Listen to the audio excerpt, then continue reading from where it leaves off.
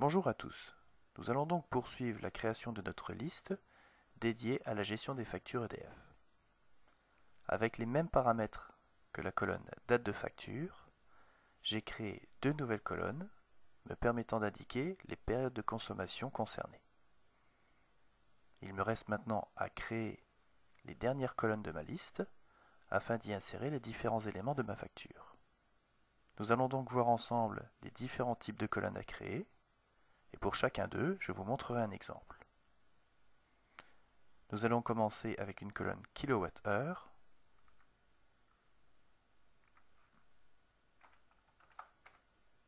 Ici, ce seront des nombres. J'exige évidemment une valeur dans cette colonne. Et au regard de ma facture, aucune décimale n'est indiquée. Je valide. En regardant ma facture EDF, je m'aperçois qu'elle est soumise à deux taux de TVA. Je vais donc insérer des colonnes afin d'y indiquer les taux. Nous allons voir ensemble la création d'une colonne.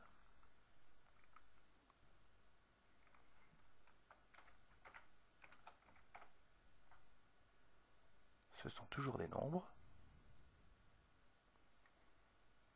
J'exige une valeur. Dans mon cas, je vais insérer une valeur par défaut à 19,6 et indiquer que ce sont des pourcentages. Je dois également renseigner des montants hors taxes, par exemple pour mon abonnement. Je vais donc pour ceci créer une colonne en indiquant abonnement hors taxes, indiquer que cette colonne accueillera des devises, qu'elle nécessite obligatoirement une valeur, et je valide. En regardant ma facture, je peux voir qu'il existe deux types de relevés d'index. C'est-à-dire qu'une facture sur deux, il y a un relevé de compteur exact. L'autre facture étant faite sur une estimation. Cela est important pour la gestion de mes données ensuite. Je vais donc créer une colonne pour l'indiquer.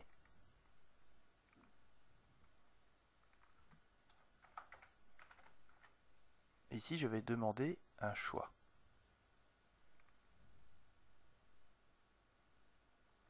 J'exige toujours une information dans cette colonne.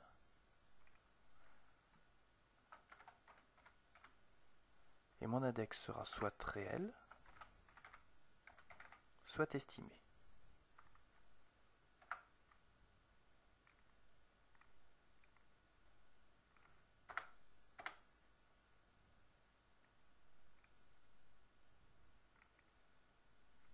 Ici, je ne souhaite pas de menu déroulant. Je vais plutôt opter pour des cases d'options. Et je valide. Dans une autre colonne, j'aimerais pouvoir indiquer si la facture a été payée.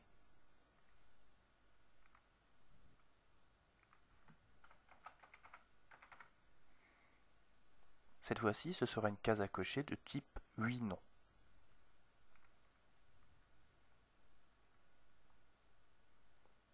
J'indique ma valeur par défaut sur non, puisqu'effectivement, je souhaite que, une fois la case cochée, ceci indique que la facture a bien été payée. Voilà, nous avons vu quasiment tous les types de colonnes à créer. Celles qui restent comporteront des formules. Et pour cela, je vous donne rendez-vous sur le prochain tutoriel.